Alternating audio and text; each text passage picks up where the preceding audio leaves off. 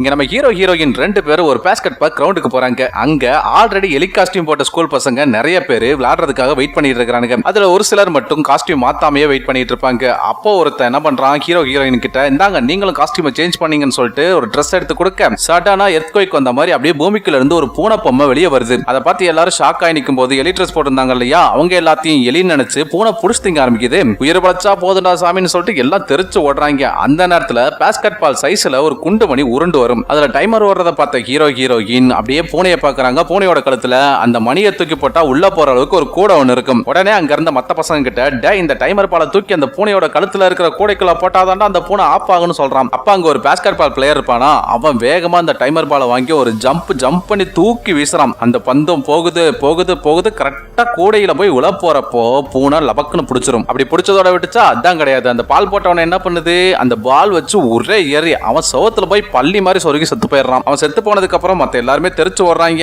ஆனாலும் இது விடாம வேட்டையாடிட்டு இருக்கும். அப்பதான் ஹீரோ ஒரு விஷயத்தை நோட் பண்றான். எலி ட்ரெஸ் போட்டதுனால தான் பூனைக்கு ரொம்ப பிடிச்சு போச்சு, அதனால தான் பிடிச்சு சாப்பிட்டு இருக்குங்கிறத நோட் பண்ணிடுறான். சோ இமீடியட்டா சுத்தி இருந்த மத்த பசங்க எல்லாருக்கிட்டையும் எலி ட்ரெஸ்ஸை ரிமூவ் பண்ண சொல்றான். அவங்கள வேகமா விருக்குன்னு ரிமூவ் பண்ணிடுறாங்க. பூனையும் சுத்தி தேடி பார்த்துட்டு கொஞ்ச நேரம் அமைதியா இருக்கும். அப்பாடா தப்பிச்சிட்டோம்னு சொல்லிட்டு இவங்க பெருமூச்சு விடுறதுக்குள்ள பூனை திரும்பவும் ஆக்டிவேட் ஆகி ஒவ்வொருத்தனையும் பிடிச்சி சாப்பிட ஆரம்பிச்சிருது. இது என்னடா சோத்துக்கு சத்த நாயா இருக்குன்னு அங்கிட்டு ஓடிட்டே இருக்கிறானுங்க. ஓடினதுல நம்ம பூனைக்கு டயர்ட் ஆயிருது. இத பார்த்த ஹீரோ வேகமா அதுக்கு பின்னாடி ஓடி அதோட முதுகுல ஏறி வறுக்குன்னு அதோட முதுகுல சொறியறான். பூனைக்கு முதுகுல சொரிஞ்சு விட்டா என்ன ஆகும், பூனையோட கண் அப்படியே சொக்கி போகும் இல்லையா, அதே மாதிரி இந்த பூனை பொம்மைக்குமே சொக்கி போகுது. இதை பார்த்த மத்த பசங்க கையில அடைக்கிற பொருள் எல்லாத்தையும் எடுத்துட்டு வந்து பூனையோட முதுகுல வறுட்டுன்னு போட்டு சொரிஞ்சு விடுறானுங்க. பூனை நல்லா தூங்கிடுது. இந்த கேப்பை யூஸ் பண்ணிக்கிட்டு டைமர் பாலை தூக்கி பேஸ்கெட்ல போடாம யார் போடுறதுன்னு சொல்லி சண்டை போட்டுக்கிட்டு இருப்பாங்களா, பூனை முடிச்சிரும். பாதி தூக்கத்துல இருந்தா எந்த அளவுக்கு கோவம் வருமோ அதே கோவம் நம்ம பூனைக்கும் வந்துருது. கடுப்புல எந்திரிச்ச பூனை அங்க இருந்து எல்லாத்தையும் போட்டு வெட்டி தள்ளுது. அதை பார்த்த ஹீரோயின் இந்த பூனை ஏமாத்தினா மட்டும்தான் அந்த டைமர் பாலை தூக்கி பேஸ்கெட்ல போட முடியும் முடிவு பண்ணி